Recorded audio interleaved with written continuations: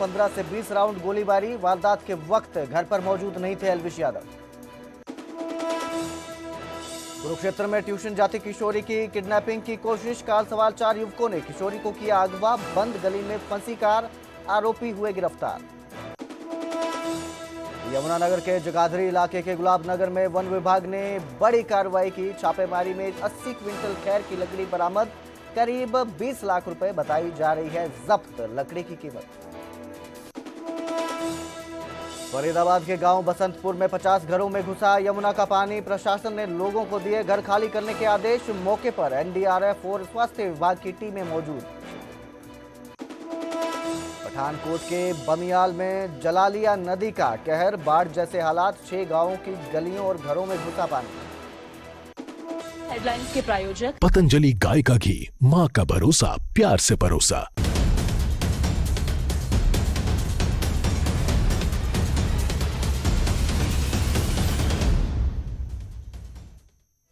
नमस्कार, स्वागत है न्यूज 18 पंजाब हरियाणा में। मैं आपके साथ कुलदीप भारद्वाज। हरियाणा प्राइम की शुरुआत करेंगे बड़ी खबर के साथ। यूट्यूबर एल्विश यादव के घर पर गोलीबारी हुई है। गुरुग्राम में एल्विश यादव के घर पर फायरिंग हुई है। नकाबपोश बाइक सवार बदमाशों ने 15 से 20 राउंड फायरिंग की है। एल्विश के पिता ने 20 से 25 राउंड फायर करने का दावा किया है। सुबह 5:30 पर 5:30 बजे ये वारदात हुई है। 3 आरोपियों ने फायरिंग की वारदात को अंजाम दिया है। तो बड़ी खबर आपको दे रहे हैं, मकान के फर्स्ट फ्लोर को आरोपियों ने निशाना बनाया है। दूसरे फ्लोर पर एल्विश यादव रहते हैं। फायरिंग के दौरान परिवार के लोग घर पर मौजूद थे। घटना के दौरान एल्विश घर पर मौजूद नहीं थे। सीसीटीवी फुटेज में 3 बदमाश देखे गए हैं। पुलिस ने इलाके को घेरकर जांच शुरू कर दी है। तो गुरुग्राम के सेक्टर 56 स्थित एल्विश यादव के नए मकान की ये घटना है, जहां पर बदमाशों ने फायरिंग की है। फायरिंग की वारदात को अंजाम दिया गया है। एल्विश यादव जो हैं उनके घर पर फायरिंग की गई है। तो बिग बॉस विनर है, यूट्यूबर है, अपने चर्चाओं में रहते हैं अक्सर। एल्विश यादव अपने काम को लेकर, सांप जहर के मामले को लेकर भी चर्चा में आए थे। तो अब उनके घर पर ये फायरिंग की वारदात हुई है। गोलियां चलाई गई हैं। 20 से 25 राउंड फायर किए गए हैं। तो बताया जा रहा है कि सुबह 5:30 बजे के करीब इस वारदात को अंजाम दिया गया। 3 आरोपी आए थे। बाइक सवार 3 बदमाश आए, गोलियां चलाई और मौके से फरार हो गए। घटना के वक्त एल्विश यादव का परिवार घर में ही मौजूद था। हालांकि एल्विश यादव इस दौरान घर पर मौजूद नहीं थे, वो घर से बाहर थे। आपको बता दें, एल्विश यादव का असली नाम सिद्धार्थ यादव है। एक मशहूर यूट्यूबर हैं, सिंगर हैं, कंटेंट क्रिएटर हैं, यूट्यूबर हैं। इसके साथ ही बिग बॉस के विनर रहे हैं। 2016 में यूट्यूब पर अपना कैरियर शुरू किया था और सांप के जहर सप्लाई के मामले के आरोप भी उन पर लगे हुए हैं। तो बड़ी खबर आ रही है सामने। फायरिंग की घटना की जिम्मेदारी ली गई है। भाऊ गैंग ने जिम्मेदारी ली है। बड़ी खबर आ रही है, एल्विश यादव के घर पर जो ये फायरिंग हुई है उसकी जिम्मेदारी ली गई है। भाऊ गैंग ने ये जिम्मेदारी ली है। आपको बता दें, सुबह 5:30 बजे के करीब एल्विश यादव के घर पर फायरिंग हुई थी, जिसके बाद अब इस फायरिंग की जिम्मेदारी ली गई है। भाऊ रटोलिया गैंग ने फायरिंग की जिम्मेदारी ली है। एल्विश यादव के घर पर जो फायरिंग हुई है उसकी जिम्मेदारी ली गई है। गैंगस्टर की टीम है, गैंगस्टर है ये भाऊ रटोलिया गैंग जो है, इन्होंने जिम्मेदारी ली है। तो फायरिंग की वारदात हुई। 5:30 बजे के करीब गोलियां चलाई गई हैं और अब खबर आ रही है कि इसकी जिम्मेदारी भाऊ रटोलिया गैंग ने ली है। गोलियां जो चलाई गई हैं, सुबह 20 से 25 राउंड फायर किए गए हैं।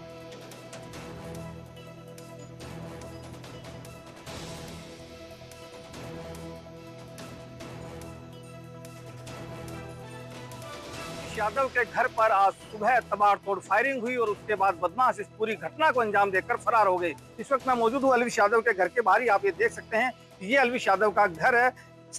अगर हम बात करें, ग्राउंड फ्लोर पर पार्किंग है, उसके बाद फर्स्ट फ्लोर पर एल्विश यादव के मम्मी पापा रहते हैं और सेकंड फ्लोर पर एल्विश यादव खुद रहता है। लेकिन जब ये घटना हुई उस वक्त एल्विश यादव यहाँ मौजूद नहीं था और सुबह करीब 5 से 6 बजे के बीच 3 बदमाश एक बाइक पर सवार होकर आए और उसके बाद 2 बदमाशों ने तबाड़तोड़ फायरिंग शुरू कर दी। आप इस घर पर अब इस वक्त गोलियों के निशान जो आप देख सकते हैं, बताया जा रहा है कि 2 दर्जन से के आसपास जो है गोलियां चलाई गई हैं, लगातार तबाड़तोड़ फायरिंग की गई है और उसके बाद जो बदमाश है वो यहाँ से फरार हो गए। फिलहाल गुरुग्राम पुलिस अलविश यादव के घर पहुंची है, जांच पड़ताल कर रही है। सीसीटीवी कैमरे की जो फुटेज है उसको अपने कब्जे में लिया है और उसके बाद उसकी जांच की जा रही है कि आखिरकार ये लोग कौन हो सकते हैं और कितने लोग इसमें और शामिल हो सकते हैं, क्योंकि परिजनों का कहना है कि उनका किसी से कोई दुश्मनी नहीं थी, लेकिन यूट्यूब की दुनिया में अलविश यादव ने एक अच्छा नाम कमाया था और पिछले दिनों वो विवादों में भी कई चीज़ों को लेकर रहा था। तो गुरुग्राम पुलिस कई एंगल से जांच कर रही है कि आखिरकार अलविश यादव को किससे जान का खतरा था, कौन लोग हो सकते हैं, क्या पहले कोई किसी तरह की कोई धमकी मिली थी या नहीं मिली थी, किसी तरह की कोई फिरौती अलविश यादव से तो नहीं मांगी गई थी। इन सब तमाम पहलुओं पर गुरुग्राम पुलिस जाँच कर रही है और लगातार जो सीसीटीवी फुटेज है उसको भी खंगाल रही है। यूट्यूबर अलविश यादव के घर पर आज सुबह तबाड़तोड़ फायरिंग हुई और उसके बाद अलविश यादव के घर पर फायरिंग मामले में गुरुग्राम से हमारे संवाददाता धर्मवीर लाइव जुड़े हैं हमारे साथ। ये धर्मवीर, जो ये फायरिंग हुई है इस मामले में अब नई खबर सामने आ रही है कि भाउल टोलिया गैंग ने जिम्मेदारी ली है फायरिंग की। तो ये जो वारदात है किस वक्त हुई, कितने लोग घर पर मौजूद थे और परिवार का इस वारदात को लेकर क्या कहना है?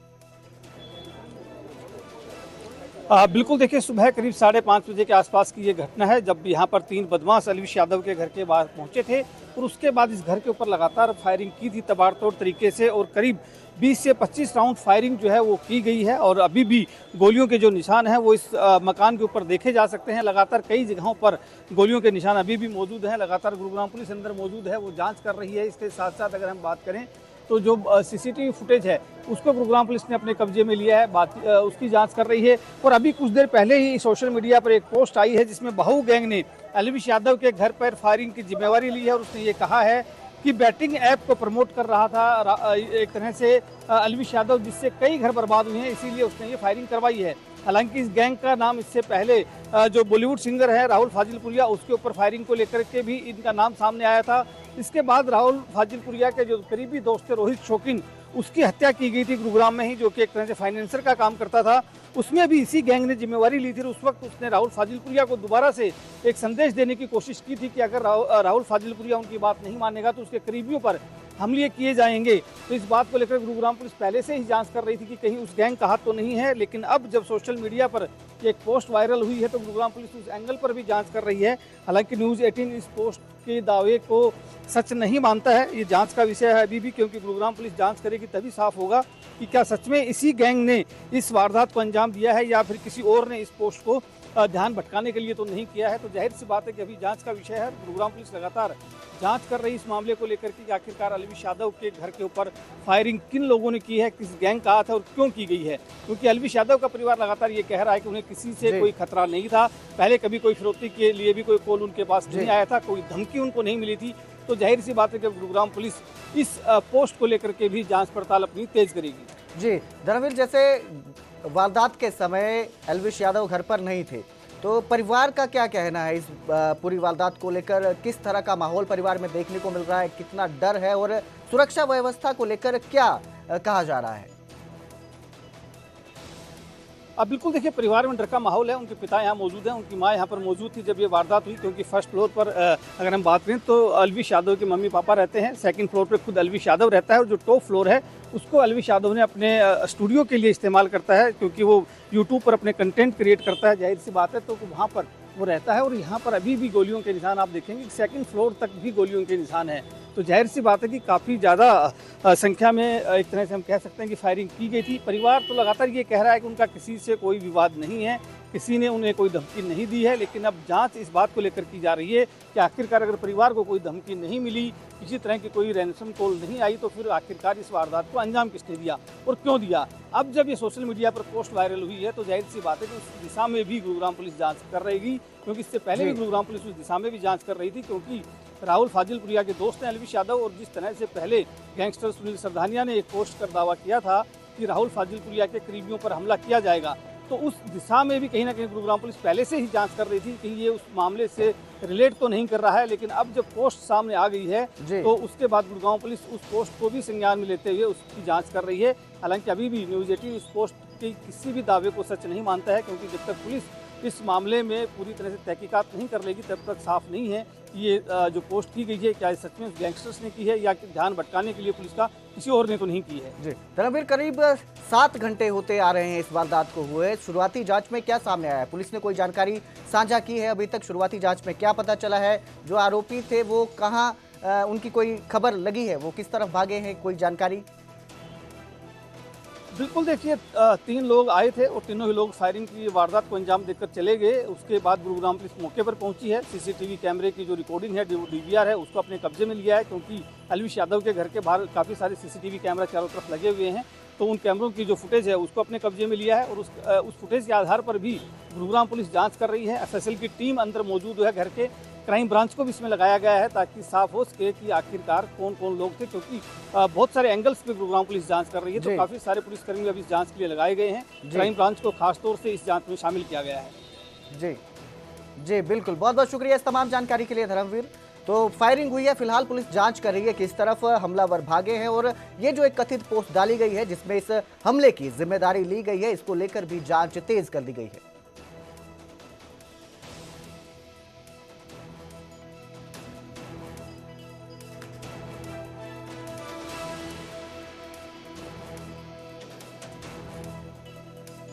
पुलिस प्रशासन ही कर रहा है, जो बढ़िया कर रहा है, जो भी है सारी टीमें आ चुकी है और पूरा परिवार यहाँ मौजूद था सर जिस समय ये सब घटना हुई है।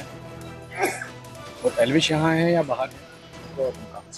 वो काम से गए हुए हैं। कितने बजे के आसपास ये घटना हुई है, कुछ अंदाजा हुआ? आप क्या कर रहे थे उस समय सर? सोए हुए थे। तो अब पुलिस ने यहाँ पहुँच करके तहकीकात की है आपके घर में आकर? सारा अच्छा काम कर रही है। हमें लगता है कि पूरा ही। कितनी फायरिंग की गई है सर? कितनी गोली चली है? अंदाजा सर कोई आप? अंदाजा 25-30 होगी। सर कोई वार्निंग भी इससे पहले आपके परिवार को परेशान करने की कोशिश की कहीं किसी द्वारा? एलविश को कोई धमकी वगैरह आई हो? अच्छा, सीसीटीवी फुटेज में कितने बदमाश कैद हुए सर? कितने युवक थे? 3 दिख रहे हैं, मतलब 2 दिख रहे हैं, एक उधर बाइक, मतलब बाइक आई है जैसे 3 दिख रहे हैं लेकिन 2 ही व्यक्ति दिख रहे हैं। उसने घर के बाहर खड़े होकर के सरेआम उन्होंने गोले चलाई। तो वहीं कुरुक्षेत्र में ट्यूशन जाती एक किशोरी की किडनैपिंग की कोशिश की गई। कार सवार 4 युवकों ने किशोरी को अगवा किया, लेकिन बंद गली में आरोपियों की कार फंस गई, जिसके बाद आरोपियों को गिरफ्तार कर लिया गया। आपको बता दें कि जैसे ही किशोरी को अपहरण किया गया, किशोरी का उसके पिता ने एक्टिवा से अपहरणकर्ताओं का पीछा किया। बैक करते ही एक्टिवा से कार टकरा गई। स्थानीय लोगों ने 3 किडनैपर्स को पकड़ लिया है। एक आरोपी अभी फरार है। पुलिस ने पूरे मामले की जांच शुरू कर दी है। वहीं किशोरी सुरक्षित है। आरोपियों पर कड़ी कार्रवाई होगी, इसका दावा किया जा रहा है पुलिस की ओर से। तो ये घटना सामने आई है। ट्यूशन जा रही थी एक किशोरी, जो लड़की है वो ट्यूशन पढ़ने के लिए जा रही थी, तभी कार सवार बदमाशों ने उसे किडनैप करने की कोशिश की। 4 युवकों ने ये कोशिश की, लेकिन तंग गली होने की वजह से उनकी गाड़ी फंस गई, जिसके बाद जो लड़की है उसके पिता उनका पीछा कर रहे थे। उन्होंने आरोपियों को पकड़ा। लोगों के साथ मिलकर 3 आरोपी पकड़े गए, जबकि एक फरार हो गया है। पुलिस उसकी तलाश की जा रही है और कह रही है कि कड़ी से कड़ी कार्रवाई आरोपियों के खिलाफ की जाएगी और जल्द ही जो फरार हो चुका है बदमाश उसको भी काबू कर लिया जाएगा। तो किशोरी किडनैप करने की घटना सामने आई है। कोशिश की गई लेकिन नाकाम रही कोशिश। बंद गली में कार फंसने की वजह से आरोपी पकड़े गए। मेरे पास करीब थोड़ी देर पहले, मतलब आधे पौने घंटे पहले फ़ोन आया। मेरी भाभी का रोते हुए बात कर रही थी कि हमारी गुड़िया को कुछ लड़के उठा के ले गए हैं और आपके भाई साहब उनका पीछा कर रहे हैं स्कूटी पे। तो मैं और मेरा छोटा भाई जी, हम सेक्टर 5 में थे, तो फटाफट अपनी गाड़ी लेके मौके वारदात पर पहुंचे। तो वहाँ पे देखा जी कि 3 लड़के पड़ोसियों ने काबू कर रखे हैं, जो एट प्रेजेंट उस समय था। तो फिर बाद में हमें पता लगा कि भाई साहब उनके पीछे स्कूटी लेके गए जी। तो उन्होंने स्कूटी को टक्कर मारने की कोशिश करी। फिर वो एक ऐसी गली में घुस गए जी जहाँ से निकलना मुमकिन नहीं था। तो वो उनमें से उन्होंने बैक करी और उनके पीछे भाई साहब की स्कूटी थी। उन्होंने बहुत ज़ोरदार टक्कर मारी जिससे इनको जान की भी खतरा था। ठीक है जी। उसके बाद वो 4 बंदे थे जी। भाई साहब हमारे अकेले। आस पड़ोसियों ने कोशिश करी जी उनकी गाड़ी का शीशा खोलने की, तोड़ने की, जैसे भी करके बच्चे को निकालने की, पर वो माने नहीं जी। पर फिर भी आसपास के लोगों ने बड़ा सहयोग दिया और उन 4 बंदों को पकड़ा जी। जैसे ही हम आए तो उनमें से एक लड़का जो कि ड्राइव कर रहा था, गाड़ी की चाबी लेके भाग गया जी। ये गुड़िया हमारे पास ट्यूशन पढ़ने आती है, कई वर्षों से आ रही है, जब से तीसरी चौथी क्लास में थी, अभी 10वीं क्लास में पढ़ती है ये। और इसका घर हमारी सेंटर से महज 1 मिनट की दूरी पर है। रोज़ की भांति ये घर से ट्यूशन पढ़ने आई, तो उस टाइम मैं सेंटर में मौजूद नहीं था, परंतु मुझे वहाँ जो बच्चों ने बताया कि कुछ लड़कों ने इसको किसी गाड़ी में बिठाया है और लेकर गए हैं। तुरंत प्रभाव से इसकी मदर का फ़ोन आया कि क्या गुड़िया ट्यूशन पे पहुंची है, तो हमने कहा नहीं पहुंची है। फिर हमने तुरंत उसको ढूंढना पड़ताल करना शुरू किया, माँ बाप भी आए, और फिर उसके बाद थोड़ी देर में पता लगा कि कुछ लड़के जो लेके जा रहे हैं वो किसी गली में फंस गए हैं। और फिर हम सभी लोग जो भी मोहल्ले के थे, जो भी इतने इकट्ठे हो सके, हम लोग वहाँ पे गए और हमने उनको वहाँ पे पकड़ा। ये सच है कि वो लोग भाग रहे थे और लड़की को लेके जा रहे थे। डायल 112 से कंट्रोल रूम से सूचना प्राप्त हुई थी कि वशिष्ठ कॉलोनी पट्टी है यहाँ मोहन नगर के पीछे, वहाँ कोई गाड़ी में डिजायर गाड़ी में लड़के आए और किसी लड़की को किडनैप कर लिया है। तो इस सूचना पर मैं मेरे आईओ समेत और हमने जो आसपास हमारी ERV रहती हैं रूट में, उनको बुला करके मौके पहुँचे। काफ़ी भीड़ थी वहाँ मौके पे, और जो गाड़ी है वो और जो लड़के थे वो वहाँ डायल 112 को हमने सौंप करके, और जो मौके पे लोग थे उनसे हमने बातचीत की, और मौके पे लगे हुए जितने भी कैमरे हैं, CCTV कैमरे, हम पूरा मामला देख रहे हैं कि इसमें वाकई में कोई किडनैपिंग है, कोई और चीज़ है। तो इनमें जो लड़के हैं उनके भी पेरेंट्स को बुला करके देखा जाएगा, पूछा जाएगा, और जो मौके पे जो लड़की है उसके घर वालों को भी बुला करके जैसी दरखास्त प्राप्त होगी गहनता से जांच करके जो। तो इस खबर पर ज्यादा जानकारी के लिए मेरे सहयोगी अशोक यादव हमारे साथ जुड़े हैं। जी अशोक, क्या ये पूरा मामला है और लड़की इस वक्त सुरक्षित है? किस तरह से आप इस पूरी वारदात को देख रहे हैं? कहीं ना कहीं ये मामला दिन दहाड़े मामला हुआ, और जिस तरह से लड़की को कार में ले जाया गया, मगर उसी तरह में जो गली थी, गली के अंदर कार बंद हो जाती है और तुरंत वो किडनैपर को पकड़े जाने के लिए पुलिस पूरी तरह से छानबीन कर देती है। कहीं ना कहीं उन लोगों का पता भी चल जाता है। पुलिस कह रही है कि इनके परिवार वालों को बुलाया जाएगा, आखिरकार इनका क्या मकसद था, क्योंकि लड़की ट्यूशन जा रही थी। ट्यूशन संचालक ने भी फोन करके परिजनों को उसकी सूचना दे दी थी, तो बंद गली में कार फंसने के कारण आरोपी गिरफ्तार हो गए थे। तो कहीं ना कहीं बड़ी घटना हुई, और आखिरकार उनका क्या मकसद था, क्यों इस लड़की को किडनैप करना चाहते थे, इन तमाम पहलुओं पुलिस भी जांच कर रही है, और शिकायत आने के बाद पुलिस कह रही है कि हम इस पर पूरी तरह से कार्रवाई करेंगे। जी, बहुत बहुत शुक्रिया इस तमाम जानकारी के लिए अशोक।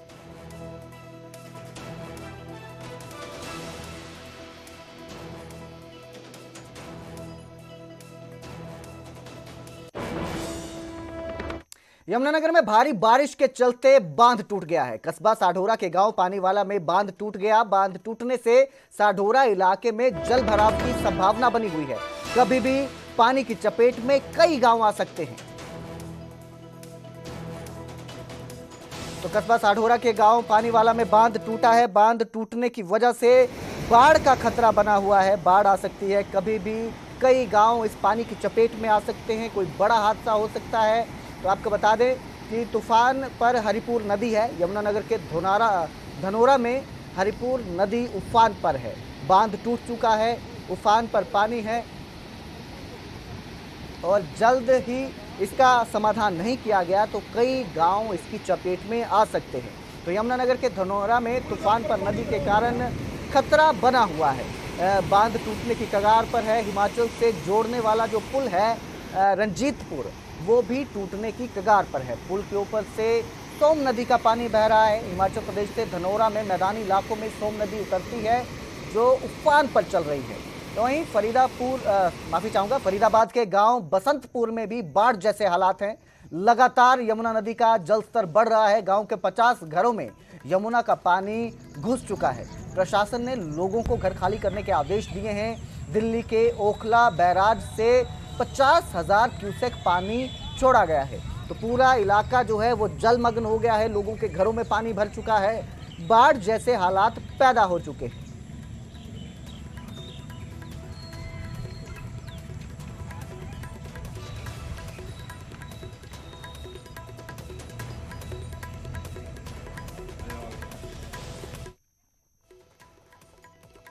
वहीं करनाल के कछवा रोड पर एक ढाबे में देर रात अज्ञात हमलावरों ने हमला कर दिया।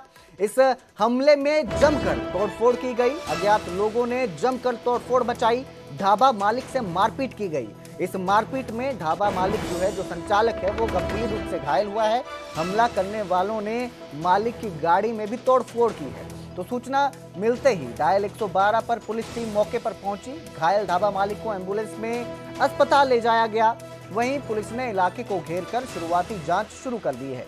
यह हमलावर कौन थे, क्यों हमला किया, अभी तक इसकी पहचान नहीं हो पाई है। जांच चल रही है। झगड़े के पीछे क्या वजह थी, इसका खुलासा नहीं हो पाया है। थाना सदर इंचार्ज को मामले की सूचना दी गई है। आसपास के सीसीटीवी कैमरों को खंगाला जा रहा है। पुलिस ने कहा है कि जल्द ही आरोपियों को पकड़ लिया जाएगा। पता चला कि जो ना यहाँ पे झगड़ा हो रहा है काफी जी, तो ये बताया जा रहा है मकान अपना होटल मालिक है जो ना, इसके साथ काफी मारपीट हुई है जी। तो इसको तो जो ना एम्बुलेंस बुला के ना जो ना हॉस्पिटल में भेज दिया गया और सदर थाना का जो ना सूचित कर दिया। ये मौके पर गाड़ी और ढाबे पे भी तोड़फोड़ हुई है। हाँ, बहुत बुरी तरह तोड़फोड़ हुई है। तो कुछ जानकारी नहीं मिली? जानकारी नहीं मिली वो बंदे कौन थे कौन नहीं थे। तो यहाँ खून भी खिंडा पड़ा है। खून मौके पर खिंडा पड़ा है। यमुनानगर के जगाधरी इलाके के गुलाब नगर में वन विभाग ने बड़ी कार्रवाई की है। छापे में 80 क्विंटल खैर की लकड़ी बरामद हुई है। वहीं एक ट्रक, 3 बाइक और मोबाइल भी पकड़े गए हैं। जब्त लकड़ी की कीमत लगभग 20 लाख रुपए आंकी जा रही है। वन रेंज अधिकारी बलजीत सिंह ने बताया कि यहाँ लंबे समय से अवैध खैर डिपो चल रहा था। गुप्त सूचना पर दबिश देकर यह कार्रवाई की गई है। पुलिस जांच अधिकारी राजेंद्र सिंह ने बताया कि एफआईआर दर्ज कर ली गई है और जांच जारी है। सवाल यह है कि क्या असली माफिया तक भी कार्रवाई पहुंचेगी या नहीं। तो वन विभाग ने छापेमारी की, लकड़ी बरामद की है। खैर की जो लकड़ी है उसे बरामद किया गया है। आपको बता दें कि खैर माफिया पर यह बड़ी कार्रवाई मानी जा रही है, लेकिन सवाल यही उठता है कि खैर तस्करों के खिलाफ सख्त कार्रवाई नहीं होती है तो ये कब तक रुकेगा जो ये अवैध कारोबार चल रहा है। क्योंकि पहले भी हमने ये मुद्दा उठाया था, हौसले भी बुलंद हो चुके हैं खैर तस्करों के। अक्सर वो वन विभाग की टीम पर भी हमला कर देते हैं। तो कब तक इस तरह ही चलता रहेगा? जो असली खैर तस्कर है उनके खिलाफ कार्रवाई कब होगी?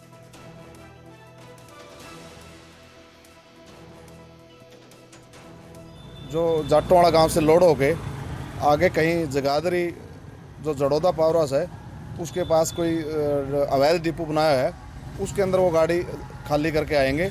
तो आगे से वो ट्रक कहाँ जाएगा लोड होके, ये इन्वेस्टिगेशन का विषय है। लेकिन वो गाड़ी जैसे हमारी टीम उसके पीछे आई तो खाली करके वहाँ से निकल चुकी थी। जैसी टीम को शक हुआ ये गाड़ी खाली हो गई है तो हमारी टीम ने वापस उस गली में से, जिस गली से वो गाड़ी निकली थी, उसमें जाके सर्च किया तो उसमें एक बड़ा ट्रक जिसके आसपास खैर की लकड़ी और अंदर छुपाई हुई लकड़ी भी बरामद की गई है। तो मौके पर जो लोड करे थे व्यक्ति वो हमारी टीम को देखते हुए वहाँ से भाग गए। हमने तत्काल 112 पे कॉल किया तो 112 भी आ गई, जिसमें हमने 3 मोटरसाइकिल और 3 मोबाइल फ़ोन मौके से बरामद किए हैं। और उसके बाद गाड़ी को एक कांडा पे करवा के यहाँ गाड़ी को ले आए हैं। अब इसकी इन्वेस्टिगेशन पुलिस कर रही है आगे। सर कितने क्विंटल लकड़ होगी इसमें और कौन सी लकड़ है? ये लगभग 70-80 क्विंटल के आसपास जो इसका वज़न है। तो अभी इसकी जो पमैश की है, लोग उसकी लिस्ट बनाई है, तो उसके बाद पुलिस कार्रवाई करेगी। जींद में एसीबी की बड़ी कार्रवाई देखने को मिली। एसीबी ने नगर पालिका चेयरमैन को गिरफ्तार किया है। बीजेपी नेता संजय झांगड़ा रिश्वत लेते रंगे हाथों काबू किए गए हैं। चेयरमैन और रिसेप्शनिस्ट दोनों को एंटी करप्शन ब्यूरो की टीम ने शिकंजे में लिया है। ठेकेदार की शिकायत पर एसीबी की यह कार्रवाई देखने को मिली है। तालाब फंड पास करवाने के नाम पर रिश्वत मांगने के आरोप है। 2,27,000 रुपए की रिश्वत लेते डीवीआर बरामद हुई है। एसीबी ने गिरफ्तार किया है। हाथ धुलवाने पर रंग लाल हुआ है। आपको बता दें कि जो रकम थी जो एसीबी जो रिश्वत के लिए ली गई थी उस पर एसीबी ने रंग लगाया हुआ था। तो जब हाथ धुलवाए गए तो उनसे लाल रंग बरामद हुआ, रंग निकला, जिससे पता चला कि वो रिश्वत के पैसे लिए गए थे। जुलाना नगर पालिका चेयरमैन रिश्वत कांड में गिरफ्तार हुए हैं। देखिए हमारे पास दरखास्त आई हुई थी एंटी करप्शन ब्यूरो विजिलेंस के अंदर, जिसके तहत हमारे को यहाँ कोई ठेकेदार है आपके जुलाना गांव में किसी ने काम किया है जोड़ का जी, जिसमें 10 करोड़ रुपए के आसपास का वो जोड़ का काम किया था, जिसमें 50% उसने काम किया हुआ था। और काम किया वेज में जो हमारे चेयरमैन साहब हैं उनकी तरफ से कोई डिमांड की गई थी और उन्होंने कहा था कि मैं 2 से 2.5% पैसे लूँगा, आपकी पेमेंट करवा दूँगा, जिसके लिए उसने शिकायत anti corruption bureau vigilance Haryana में दी थी, जिसके ऊपर कार्रवाई अमल में आई। तो सर कितने रुपए का लेन देन बताया जा रहा है इसमें? इसमें अभी 2,27,000 रुपये का जो 2.5% के हिसाब से कमीशन बनता था, उसके वो पैसे दिए गए थे, जिनको रेड हैंडेड हमने आज गिरफ्तार किया है। हरियाणा प्राइम में फिलहाल इतना ही। बाकी की खबरों के लिए देखते रहिए न्यूज़ 18 पंजाब हरियाणा।